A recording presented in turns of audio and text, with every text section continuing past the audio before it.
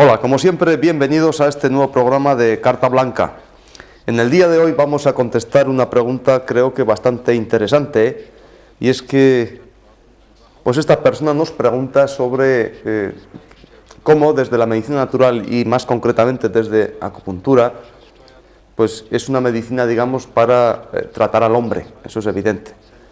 Pero que dentro de eso la función fundamental es regular su energía, su principio básico por el que vive, y que ante un trastorno pues lógicamente va a enfermar o va a sufrir previamente un trastorno funcional. Entonces nos pregunta que con qué método y por qué funciona esta medicina de esta manera, ¿no? Entonces evidentemente ahí está incluso para mí la gran duda cuando hace años pues me planteé al salir de una facultad y hacer mis primeras prácticas pues con seres enfermos, ¿no? Entonces, vamos a decir primeramente que el cuerpo está claro que es, digamos, o está formado, es lo que nos diferenciamos muchas veces de otros animales o incluso de otros géneros, ¿no? Como las plantas o incluso pues las rocas, ¿no? En ese sentido que evidentemente viven, pero no tienen pues algo que nosotros sí que lo poseemos, ¿no? O nos diferenciamos que otros animales lo tienen de una forma completamente en menor cuantía, o lo desarrollan de otra manera, ¿no? El caso es que un cuerpo pues está formado desde siempre, digamos así, como decían los antiguos, por un core corporal, que era aquel, como los antiguos decían, que era el distribuidor del éter, y luego un core espiritual como formado por esos movimientos anímicos y morales, fundamentalmente. O también estaba formado por un mecanismo o una serie de mecanismos, y también formado por el mismo organismo en sí. Entonces, como tal, pues la diferencia entre mecanismo y organismo pues es que el primero es todo sistema, en cuyos desplazamientos locales no es posible reconocer tendencia común ni orientación constante a un fin. El término de estos desplazamientos solo puede ser establecido a posteriori, precisamente cuando vemos sus efectos, mientras que el organismo, en él los movimientos acontecen ordenadamente por una tendencia común y conforme a un fin determinado, pero siempre a priori. Entonces está claro que pues, un cuerpo, o mejor dicho, en el organismo, sin negar su contexto mecánico, todos los movimientos se hallan cualificados por una fuerza, digamos así, o un principio que desde dentro pues los engendra, ¿no? Es como una cosa que tenemos dentro que nos hace vivificar que un cuerpo inerte pues pueda moverse, ¿no? En ese sentido es algo que radica, ahí es donde radica la propia vida. Por tanto, no se pueden explicar solo a través de los conceptos anatómicos, eso está claro, Nuestra medicina, o al menos la medicina que cuando hemos salido de una facultad, o mejor dicho, dentro de una facultad, pues hemos estudiado siempre en unos conceptos anatómicos, ¿no? Y eso ya lo explicábamos en otro programa, que mientras no haya lesión anatómica, aquí no hay enfermedad. Entonces eso ya depende digamos, de ese core espiritual, o lo que en estos tiempos podemos decir un trastorno, digamos, psiquiátrico o un trastorno psicológico, ¿no? Entonces, evidentemente, estos conceptos anatómicos solo nos enseñan un cuerpo o un organismo, digamos, que está en reposo, no explicando precisamente estas funciones vitales y mucho menos cómo entender el mecanismo por lo que este cuerpo padece una serie de trastornos funcionales, o, dicho de otra manera, cómo se producen estas enfermedades, digamos, en ese sentido, ¿no? Entonces, este principio de la vida, o principio unificador, ¿qué es, no? Esa es la pregunta que yo puedo hacer ahora, ¿no? O por qué el cuerpo no cae en una putrefacción, digamos, por qué el cuerpo sigue en ese movimiento y no se pudre, a diferencia de cuando un cuerpo, cuando ya se le va ese último, digamos, soplo, digamos, o ese principio por el que vive y es capaz de tener ese ánimo, pues para moverse y cumplir una serie de funciones, cuando este desaparece, entonces este mismo cuerpo anatómico inerte ya entra en esa descomposición o en esa putrefacción. Entonces está claro, y esa es la pregunta del millón que desde que el hombre es hombre creo que se ha ido preguntando, ¿no?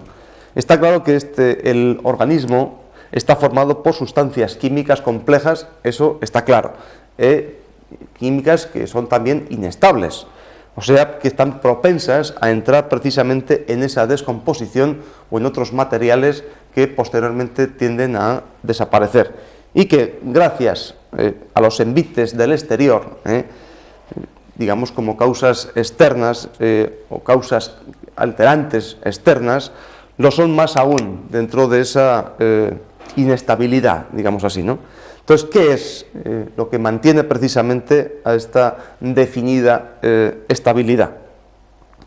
Entonces, otra pregunta, ¿será algo como qué razón de ser o por qué un organismo, qué razón de ser tiene para estar en movimiento y estar animado? Esa es otra gran pregunta, ¿no?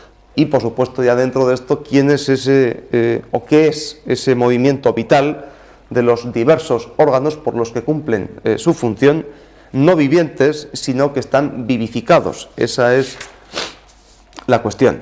Entonces está claro que, como decía, desde que el hombre es hombre, y bueno, pues se ha preocupado precisamente por intentar que su amasijo anatómico, con sus infinitas reacciones químicas y físicas y biológicas, pues intente conservar precisamente esa carcasa donde dentro vive ese principio vivificador. Entonces, precisamente en todos los tiempos, desde antiguo, pues, o bien en un concepto religioso, pues todos conocemos ese primer soplo de vida, Entonces, parece ser que, bueno, pues Dios, cuando creó al hombre, pues lo hizo a través de un soplo de vida, Entonces, evidentemente, con eso ese hombre empezó a respirar, y con esa respiración, evidentemente, cogiendo ese éter que decían los antiguos, ese oxígeno, digamos así, es capaz de hacer combustionar una serie de reacciones químicas y poner ese amasijo tan sumamente complejo y que, bueno, pues desarrolla una serie de funciones, está viviendo, está vivificado,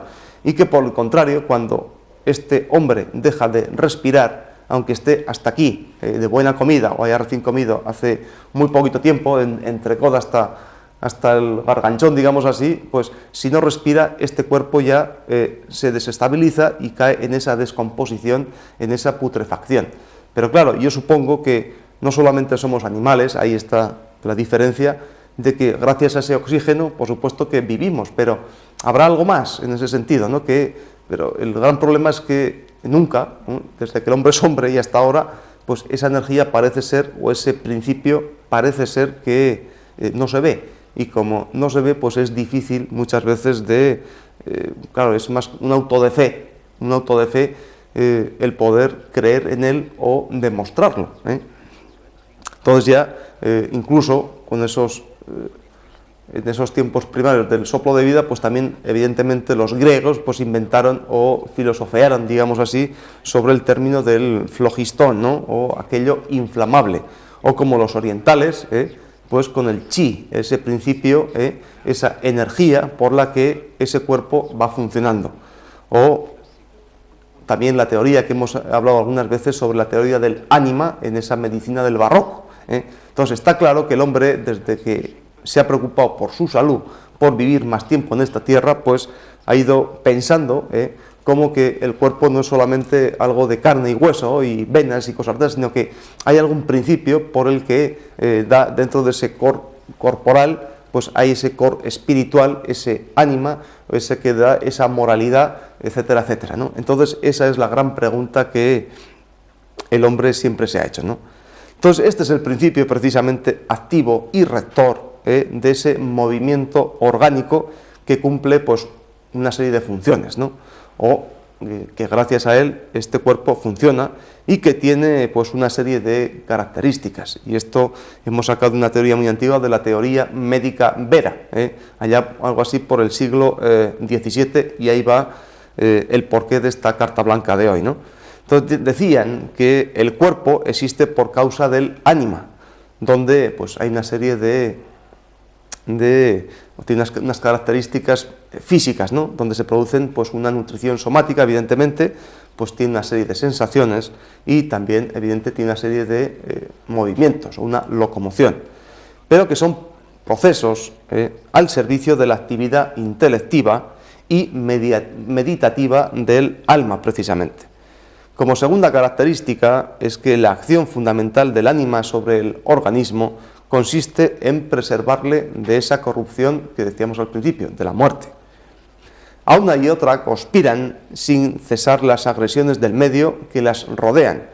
Entonces se debilita precisamente la acción rectora o virtud rectora de este ánima, de lo que nos produce ese ánimo para seguir viviendo, ¿no? O este soplo principal o primero de la vida.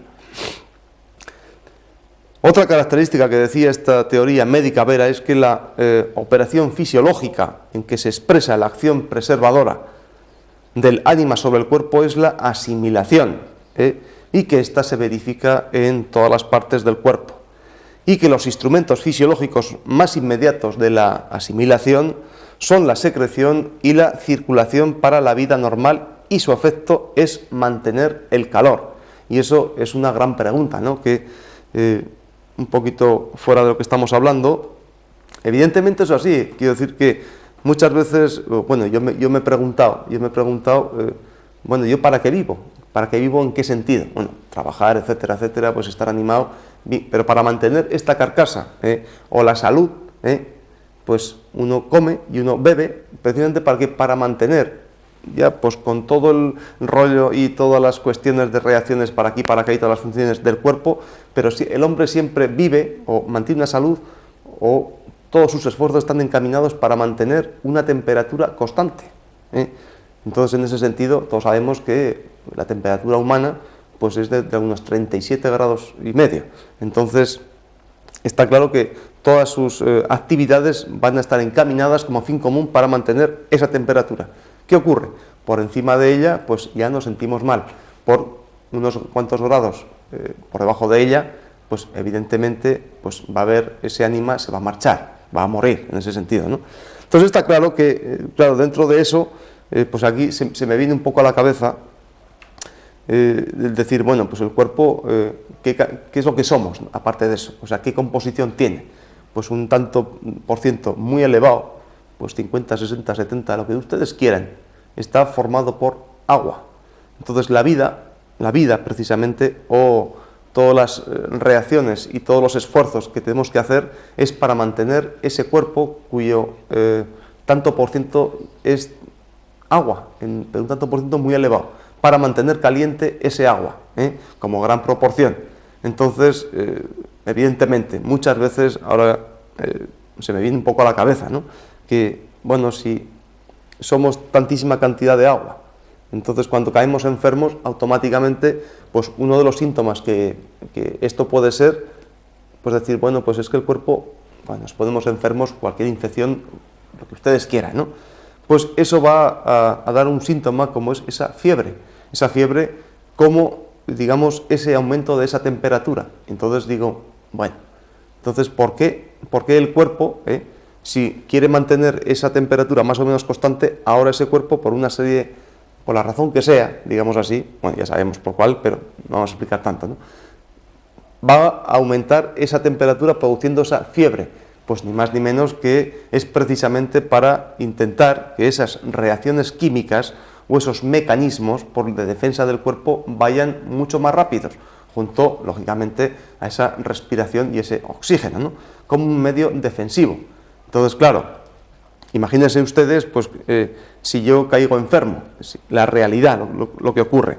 Hombre, si yo caigo enfermo, pues primeramente no voy a tener muchísimas ganas, en el sentido de tomar gran cantidad de agua, o gran cantidad de comida, porque el cuerpo está respetando otras funciones de defensa más importantes que lo que es gastar energía para esos procesos de asimilación de otra clase de energía más material.